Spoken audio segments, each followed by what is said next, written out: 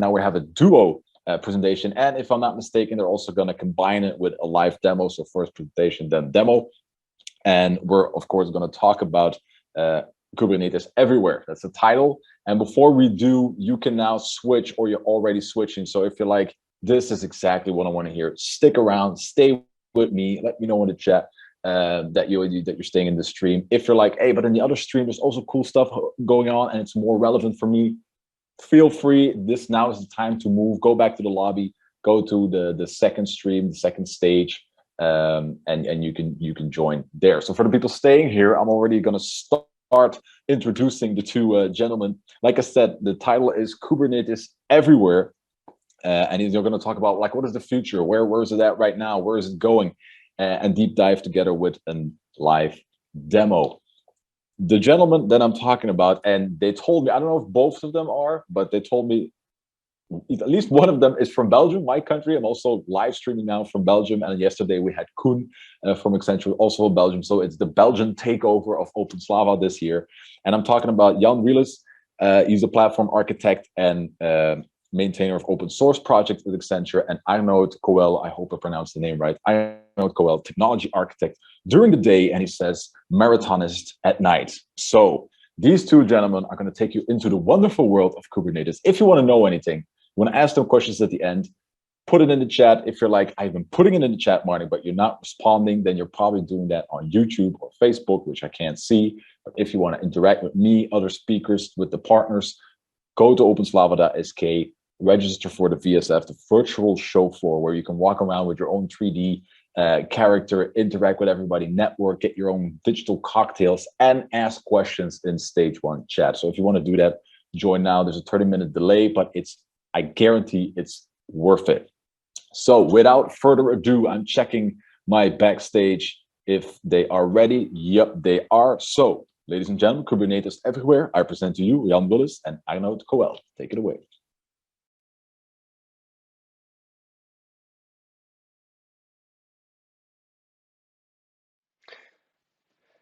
Hi everyone, and welcome to our talk about Kubernetes everywhere. My name is Arnaud, and I'm a technology architect based in Belgium, part of the Cloud First Design Asset team.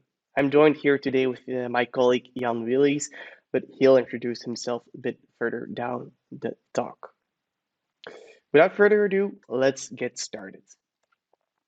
So, the title of this presentation is Kubernetes Everywhere, and you might think, I already see a lot of Kubernetes everywhere. I'm not really sure where else we can apply it. And in a sense, that's true. When we think about what we see today, we already see a very good platform adoption in Kubernetes with major vendors such as Red Hat and VMware widely adopting it. We see control planes being developed for it through, for example, Tanzu, Red Hat Cluster, Advanced Cluster Management, and so on. There's also a very wide range of products that make use of containers. For example, the IBM Cloud Paks. SAP also makes use of it. But there's also other components, such as Kafka and MySQL, that fully support containers and are intended to be deployed as such. There's many more products apart from these ones. And we also see more than just software, because Kubernetes can also manage part of your network, be it routing, security, or even partially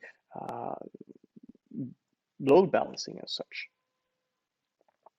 So there's already a lot of things that you can do with Kubernetes, but there's plenty more. And that's what this talk is about. And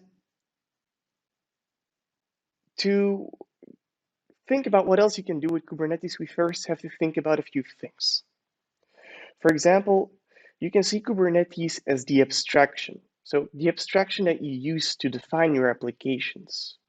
But you can also see it as the API, for example, to control the applications. And it can be very simple, from starting them, stopping them, or scaling them. But you can also see it as the platform to manage enterprise resources. And think about databases, queues, or even services provided by popular cloud providers. And that's what we're going to dive a bit deeper in and think about. So going back to the abstraction API, Kubernetes is already a very nice and common language to define your applications. It's pretty standardized. You have pods, you can use it to define your instances. There's functionality for internal routing, ingress, egress, storage is something that you can already easily define. But there's also other features such as scheduled jobs, configurations, and secrets management. So that's pretty standard. But this API is something that can be extended. And this is where it starts becoming really cool. So you can define custom resource definitions to define new operations and data types. And you can use that to create new kinds of business logic, things that span well beyond simply starting, running, and scaling an application. And that's where we get to managing Kubernetes with Kubernetes. For example, and that's what you see here, you have your application that you want to deploy. So for example, I want to deploy a web application, but my web application has a database that is based on MySQL. It has some queues that it uses. There's an Elasticsearch in the background to use as a search engine. And I don't necessarily want to go ahead and manage those separately. So what we can do is we can use custom resource definitions to really go and say, hey, okay, I need MySQL. And in that MySQL, I need a database that is backed up daily. I need a Kafka topic. I need this access to that Kafka topic, and many more things. And the sky is really the limit here. So you can really start playing with those resources. And it doesn't stop there, because most of you know Kubernetes as something that is employed through, for example, a major cloud provider. And here we're mostly talking about AWS, Azure, and Google Cloud Platform, or GCP. You can also use operators to interact with those services. If, for example, AWS has a controller, Azure has one as well, and GCP also provides one, and it allows you to create custom resource definitions too. For example, in the case of AWS, say, I need an S3 bucket for my application, or I need a database for my application. And it will manage those resources in AWS through that controller for you.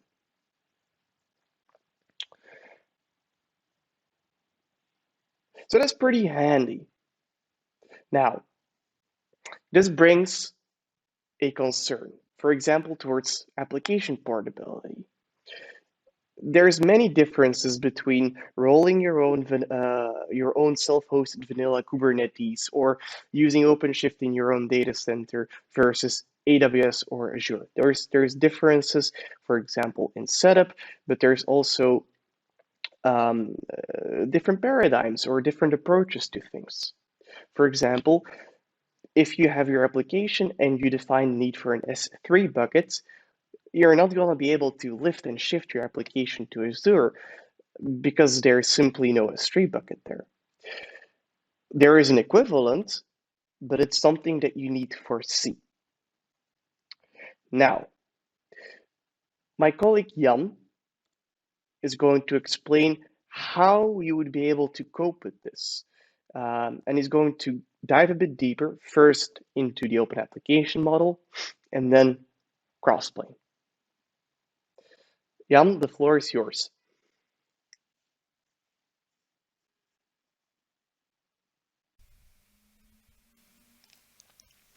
Thanks, Arnaud. It's really great to see that the industry has decided on a common abstraction for application deployment. My name is Jan Willies, and I'm a platform architect at Accenture. I've been doing a lot of work on Kubernetes, and today I want to give some insights on a couple of things I'm really excited about. So the first thing is OAM, the Open Application Model. It builds on top of Kubernetes and extends it to describe operational concerns. So applications are described in OAM, not in the Kubernetes core API. For example, you wouldn't describe a Kubernetes pod or a service, but a component in OAM. Additionally, you describe OAM traits, where you could add sidecars, describe the auto-scaling mechanism, and so on. And then an implementation of OAM renders out the manifest. This is based on Q, which is very exciting. And so the question OAM tries to answer is, how do I operate this application? It has been adopted by Microsoft and Alibaba, and with kubevila, the third implementation of the spec is available. Now I'd like to talk about Crossplane, a project which I'm very excited about and Accenture is an active contributor to. Basically, Crossplane is in the same space as Terraform or CloudFormation, but with the difference that it offers an API with a live view of the status at the cloud provider. And the interesting feature is at the bottom here, a Crossplane provider. They mirror external APIs into Kubernetes and represent them as custom resources. And this is a really powerful feature. And I'd like to take a look on how that feels. So let's open up a terminal. And I have a kind cluster prepared here with Crossplane installed. And we can take a look.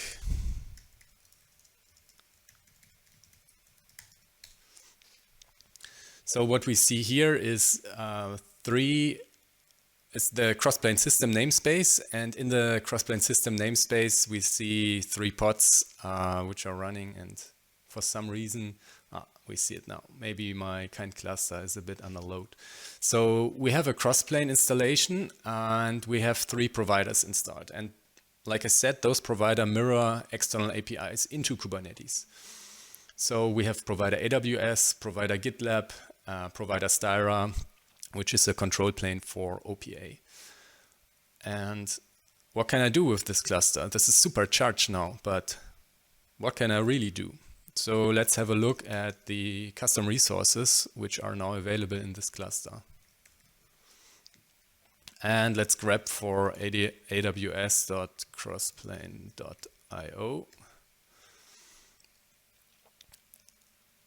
And this uses a custom resource definition mechanism under the hood, so it extends Kubernetes really.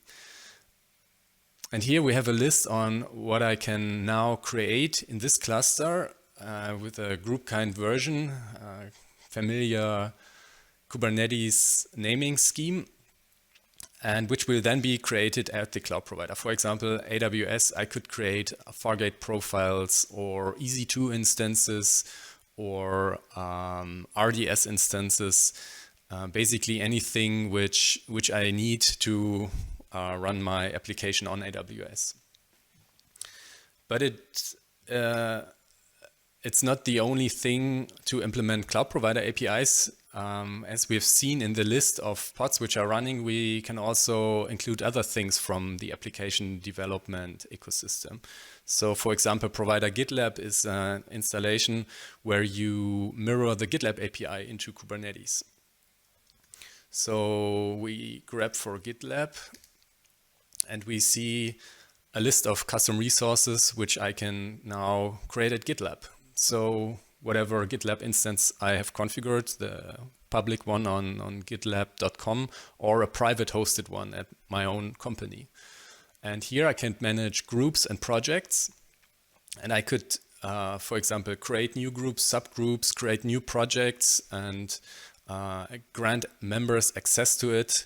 I could create deploy tokens for GitOps, automation, webhooks, projects, variables, and so on. And now I can combine those two things, GitOps and AWS with, for example, an EKS cluster, which I would create in Crossplane. So I hope that gives a bit of information on how it feels like. All right, we had that already. So another feature of Crossplane is compositions. Crossplane makes heavy use of CRDs, which allow to extend Kubernetes with custom resources, like we have seen. And with its other feature, compositions, they allow a platform team to create higher level abstractions. So let's take, for example, RDS here. We see a platform team writing a composition for a database. And a database at a cloud provider usually consists of several things. For example, the actual database, a subnet group in which is it placed in, and a security group to connect to, and for other resources even more. For example, an EKS class site, AWS needs, I don't know, 5 to 10 different API calls to actually create a cluster. So all of this needs to be taken care of and cause issues if not configured correctly.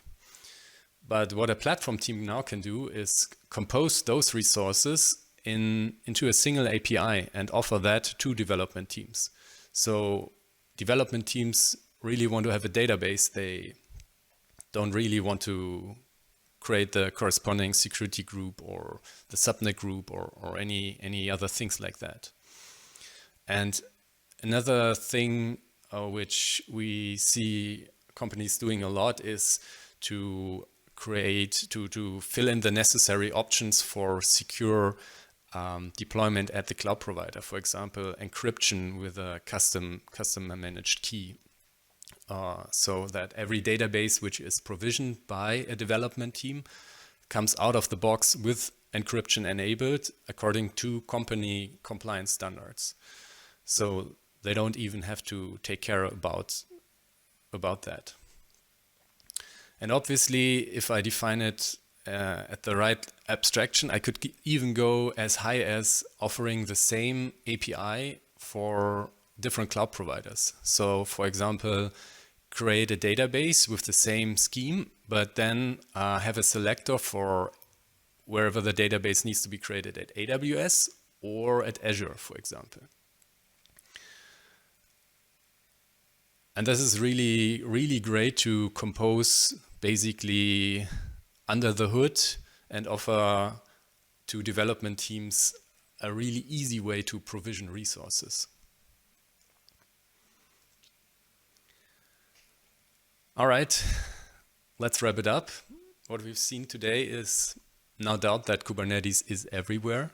All major cloud providers have a hosted offering, and the API extension mechanism is really powerful.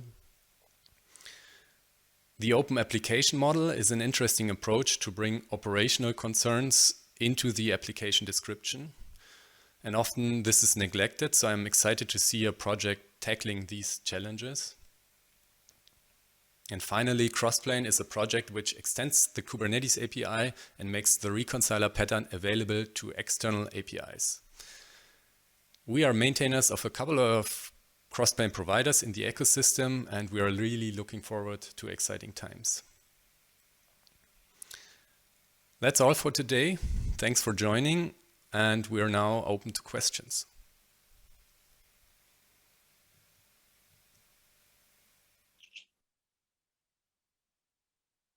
All right, welcome back. Super cool. Thank you. I'm interrupting a bit here, gentlemen.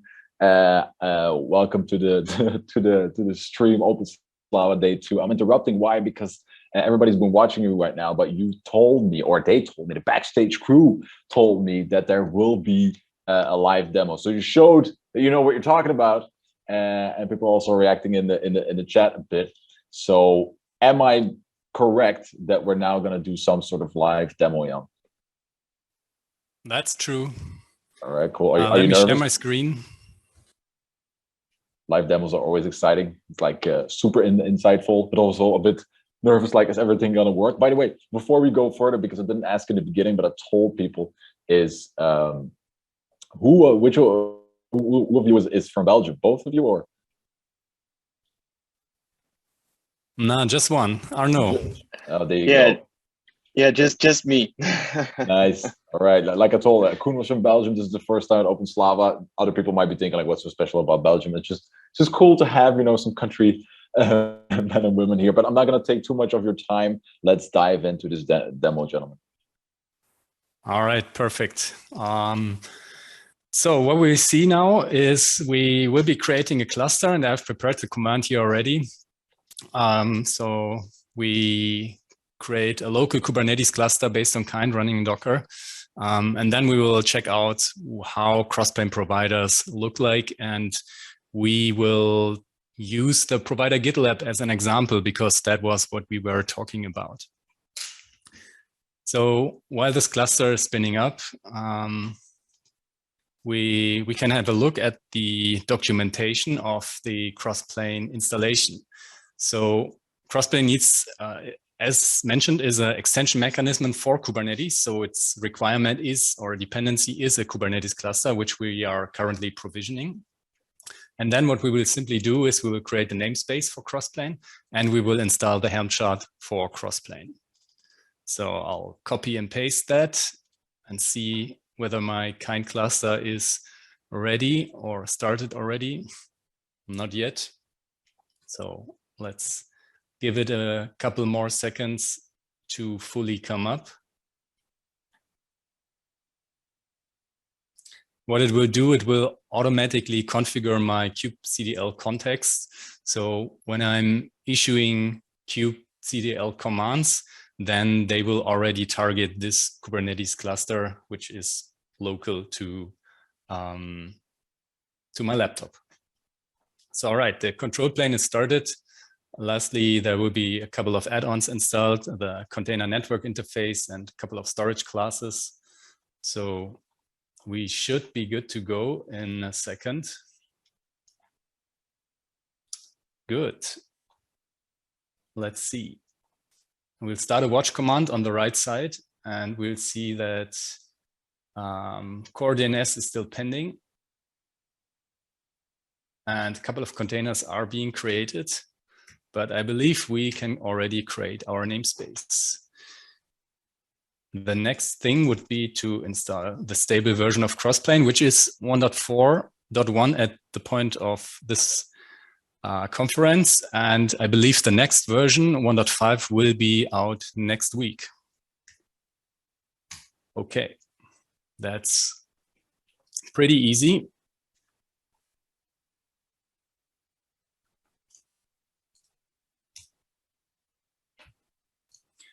All right, Crossplane is starting. And the one thing which makes Crossplane interesting is obviously the providers, because the providers are really the ones who are interacting with external APIs. For example, provider AWS for the AWS API, or provider GitLab for the GitLab API. And that's what we will be doing now. We will be installing provider GitLab and play around with it a bit. So there is a CLI available from Crossplane, which makes installation of providers easy. You can also do it via Kubernetes YAML. I'll use the Crossplane CLI to install the provider. And where is it? kubectl Crossplane install provider. And then we'll use github.com. No, I'll actually need to look up the command for installing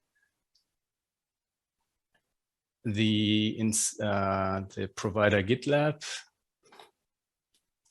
And that's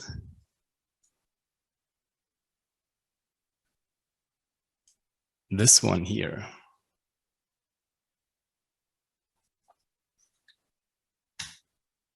All right, provider GitLab is installed, and this will supercharge our Kubernetes cluster with mechanisms to create resources and manage resources at GitLab. And we'll see here, Crossplane will it's already starting to manage provider GitLab, and it's running. And now we need to configure it. For example, we need to point it to running GitLab instance. And here I will be using the public one, which is the gitlab.com. So I'll just apply the YAML file,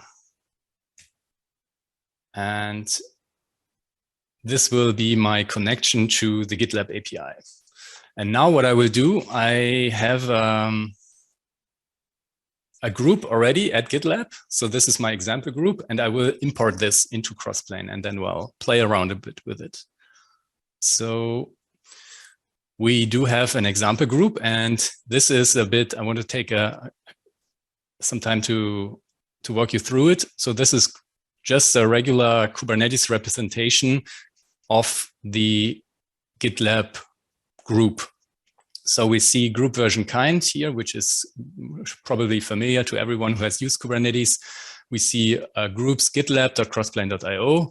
The version is v1 alpha 1, and the kind is a group, because that's what we are doing.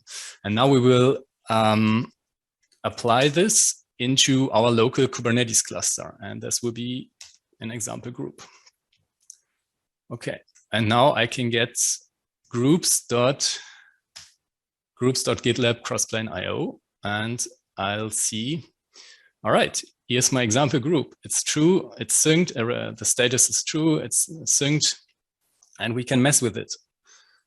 So what we will do, we can live edit it, or we can change the description. Hello from OpenSlava. And then we apply it. We see before I reload, it's still example group description. And now I reload and this has changed. Hooray. So that works. What else can we do? Well, we can create a project. A project is in GitLab is a Git repository. So this is in the projects API group, project, the kind is project. We name it example project.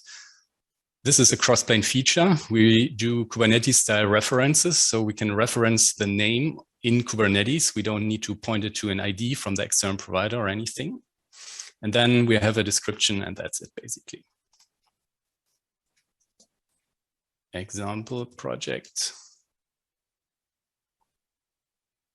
Great. So nothing here yet until I reload. And we have the example project here. Cool. Nothing in there. But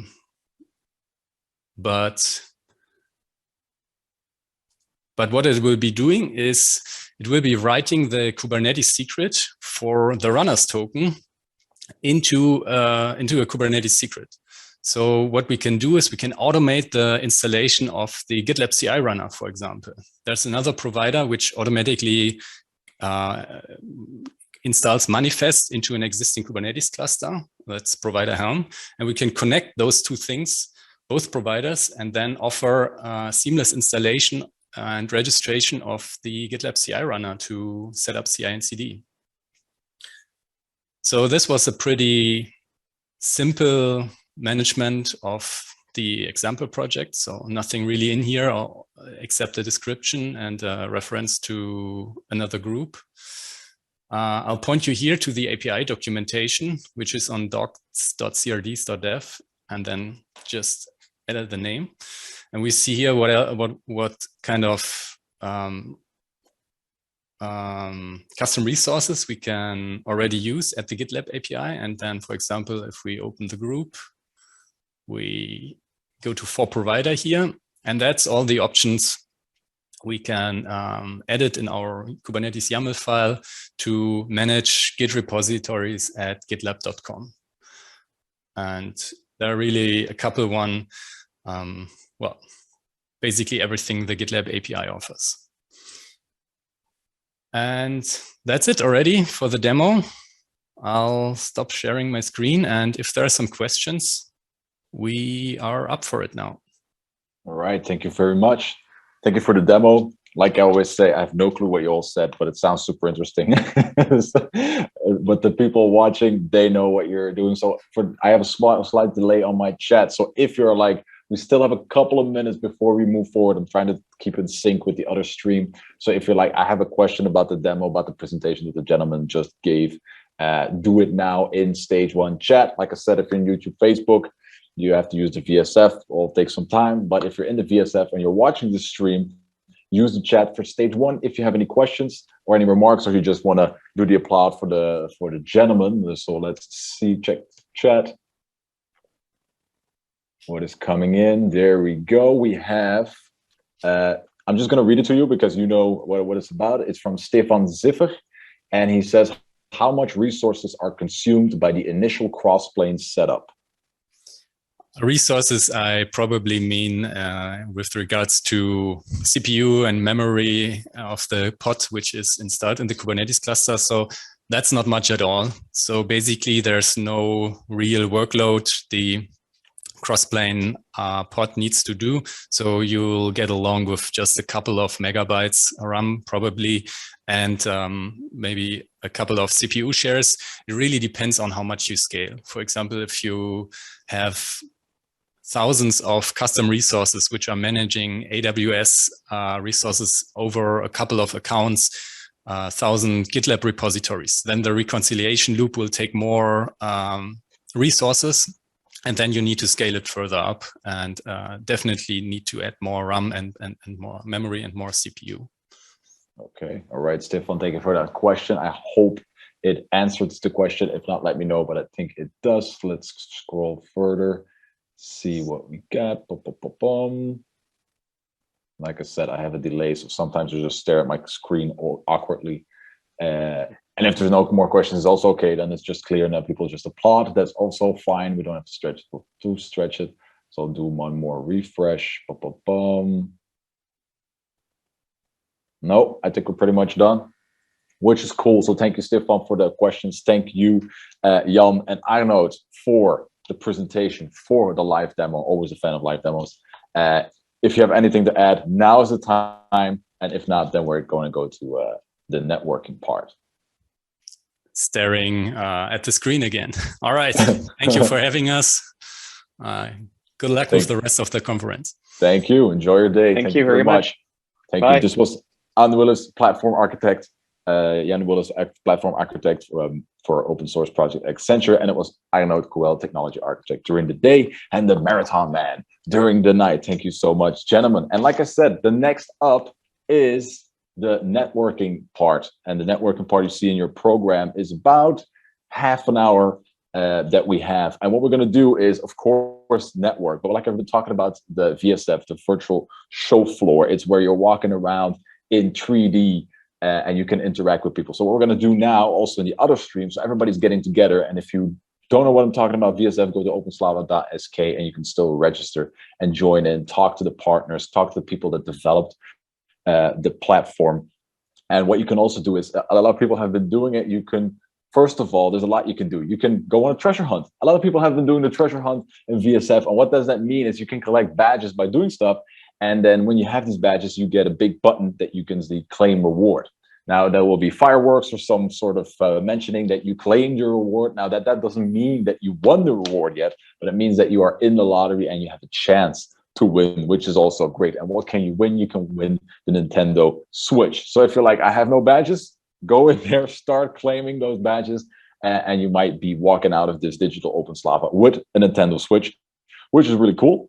What you can also do in a network is, now what we're going to do is join in, and you can go to the networking launch. So this is, for example, stage 1. Then you have Jan, who is the co-host, who is in stage 2. You have the exhibition area, and you have the networking launch. And what you can do in the networking launch right now, that's why the slot is there, you can meet with other people, other participants, maybe some suppliers, some partners that are walking around there, and you can walk around virtually and connect. And even if you filled in your business card, you can share your business card digitally. Maybe you can find a new career. Maybe you can find a new project, someone to share ideas with. It's all happening there. So we might not be live together in Bratislava, but we can still network with each other. So that's what we're going to do. But you can also join the photo booth, take some cool pictures, and we even have an AI that can make a cocktail based on your mood. So do I have to continue? But there's so much going on with VSF. And of course, you have the exhibition booths in the exhibition area. So if you're like, I'm not really a networker, I just want to talk to the partners, see what they're doing, who built this, meet people from Takeda who joined together to build this VSF environment, or you just want to collect badges, it's all fine. But profit from what is going on in this beautiful arena. So now we have the networking. I would urge you to come back a little early. Now you see the next speaker is coming at 15 minutes, 4:45 with Anna Maria. But if you come a bit earlier, we're gonna do a chat competition, because you can win JetBrain licenses. So there are 5 licenses that we're gonna give away in each stream. So 5 in this stream, 5 in the stage that Jan is hosting. So if you want to win, join back after the networking, come back, look in the chat. I'm going to ask a question, and if you respond to that question in a right way, fast way, the people from OpenSlava will react, and you can win a JetBrain license. That's a lot of information, but the only thing you need to remember is now we're going to network. Go to the network area, maybe the exhibition area, have fun in the VSF, and I'll see you back at least 4:45 for the next presentation, and maybe a chance to win the JetBrain licenses. So I'll see you in around 20 minutes, half an hour. Have fun, and see you in a bit. Bye-bye.